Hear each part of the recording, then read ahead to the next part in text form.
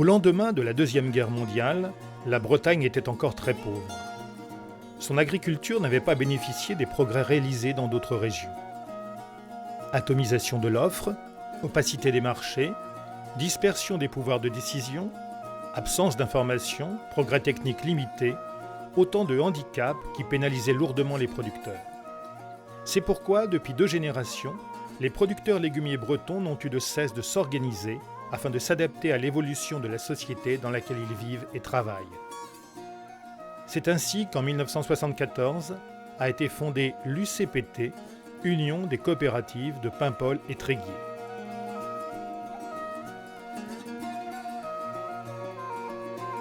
Aujourd'hui, l'UCPT collecte et met en vente la quasi-totalité des légumes frais produits dans les Côtes-d'Armor.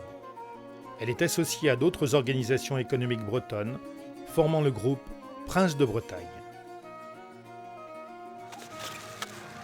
L'histoire récente du légume en Bretagne est celle d'hommes et de femmes travailleurs, combatifs, opiniâtres, comptant avant tout sur leur propre force. Ensemble, enracinés dans leur terroir, ils ont bâti une organisation économique puissante, largement ouverte sur l'Europe, sur les marchés d'aujourd'hui et de demain.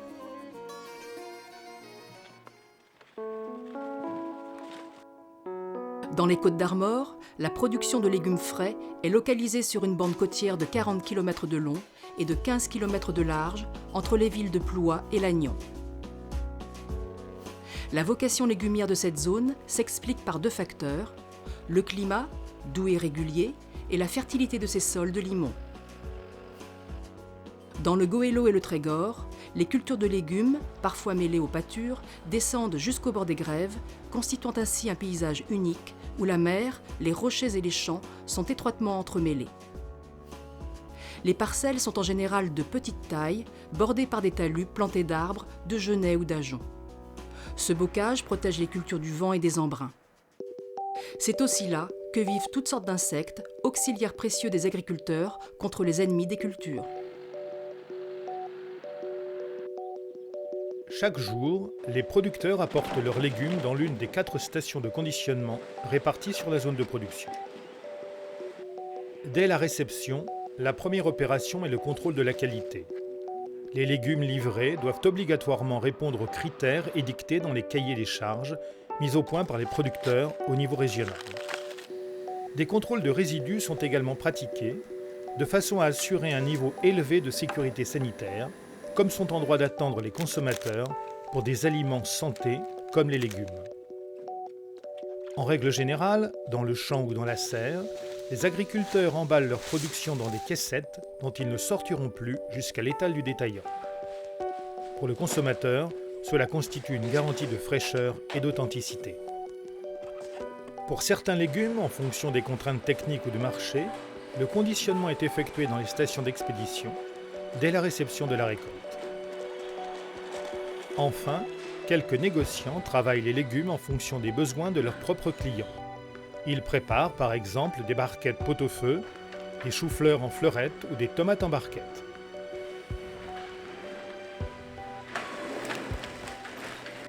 Il convient aussi de conserver les légumes dans les meilleures conditions.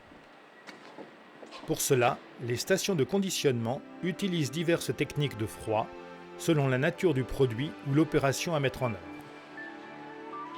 Le froid humide est appliqué à un grand nombre de légumes. Les halls climatisés évitent de rompre la chaîne du froid pendant la préparation des palettes avant leur chargement dans les camions frigorifiques. L'UCPT possède au total une capacité de refroidissement de 2000 palettes, soit l'équivalent de 85 semi-remorques par jour.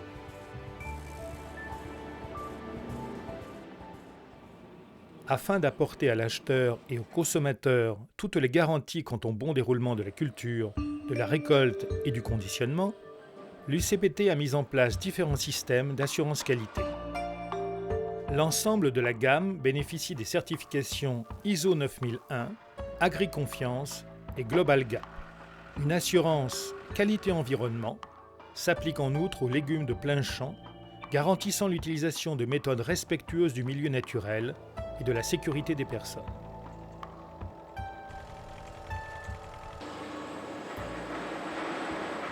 Le coco de Paimpol, spécialité de l'UCPT, bénéficie depuis 1998 de la prestigieuse appellation d'origine contrôlée, garantie de sa haute qualité et des méthodes traditionnelles utilisées pour le cultiver et le récolter.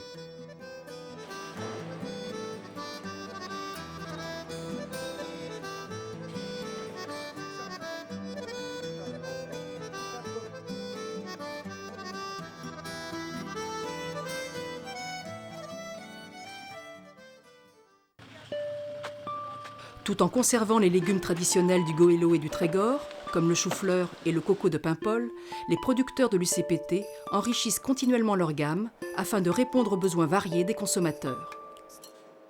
La tomate, introduite en 1975, est ainsi devenue au fil des années un des piliers de l'activité de l'UCPT.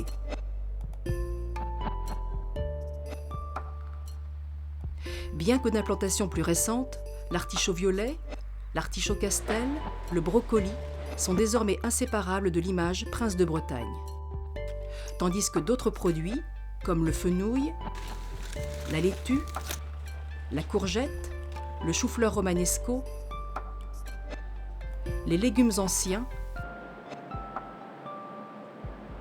les courges, la fraise, constituent des compléments appréciés des négociants et des consommateurs. Au total, les producteurs de l'UCPT cultivent plus de 30 légumes différents dans une multitude de conditionnements et de présentations. Depuis 1997, l'agriculture biologique occupe une part toujours croissante.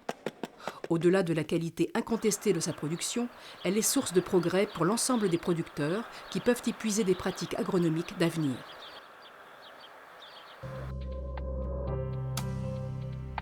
Prince de Bretagne est un opérateur bio de tout premier plan au niveau national et sa présence ne cesse de s'affirmer dans ce secteur.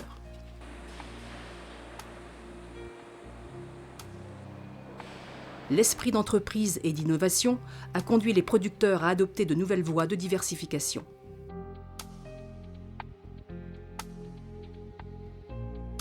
Ainsi, depuis plusieurs années, un groupe de producteurs se consacre à la culture de plantes ornementales autour de la plateforme logistique que constitue la Société des pépinières de Plédel, filiale de l'UCPT. Le 9 Rodriguer 500, le 9 Rodriguer 500 kg. 36 fin 70, Rodriguer 55 option palette. L'UCPT utilise le cadran pour la majorité de ses ventes de légumes. Il s'agit d'enchères dégressives, reliant simultanément les 3 zones de production du nord de la Bretagne. Les ventes ont lieu chaque matin, du lundi au vendredi. L'UCPT assure également la centralisation de la facturation des acheteurs et du paiement des producteurs. Elle est ainsi garante de la transparence des opérations. La commercialisation est assurée par plus de 50 négociants expéditeurs. En fonction des commandes de leurs clients, importateurs, centrales d'achat, grossistes, restauration collective, les expéditeurs sélectionnent les lots et les produits. Avant l'expédition, ils contrôlent l'intégralité de la marchandise achetée et la regroupent en lots homogènes. Près de la moitié de la production est ainsi exportée dans une quinzaine de pays européens, principalement l'Allemagne et l'Angleterre. La base de l'organisation légumière bretonne, ce sont les coopératives. Ensemble, elles ont constitué une association régionale d'organisation de producteurs, le CERAFEL, véritable gouvernement du légume en Bretagne, qui a 3 missions de base: la gestion des marchés, l'animation de la marque Prince de Bretagne, la recherche et le développement. Les producteurs de l'UCPT participent activement aux organisations régionales légumières. L'OBS, Organisation bretonne de sélection, chargée de la sélection variétale et de la production de semences. L'ISFEL, Institut de formation en fruits et légumes. Végénove, Bretagne Biotechnologie Végétale, organisme de recherche et de veille stratégique. Et enfin un réseau de recherche appliquée au service des producteurs des 3 départements. La station d'essai de Pleumeur-Gautier, dans les Côtes-d'Armor, est spécialisée en agriculture biologique. Elle œuvre activement à la généralisation de techniques telles que le désherbage mécanique ou l'utilisation des auxiliaires naturels de culture, méthode respectueuse de l'environnement déjà largement répandue. Elle est également une référence nationale pour les économies d'énergie en production sous abri.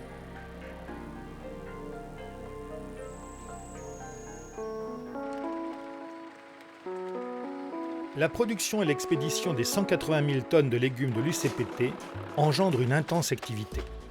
600 familles d'agriculteurs, 1000 emplois salariés dans les champs et 700 dans les serres, 150 emplois dans les stations de conditionnement. Une centaine chez les négociants expéditeurs, auxquels il faut ajouter les producteurs de plants, les fabricants d'emballage, les transporteurs et les sociétés de services. Au total, l'activité légumière du Trégor Goëlo occupe environ 3000 personnes, de façon directe ou induite, constituant ainsi la première activité économique locale.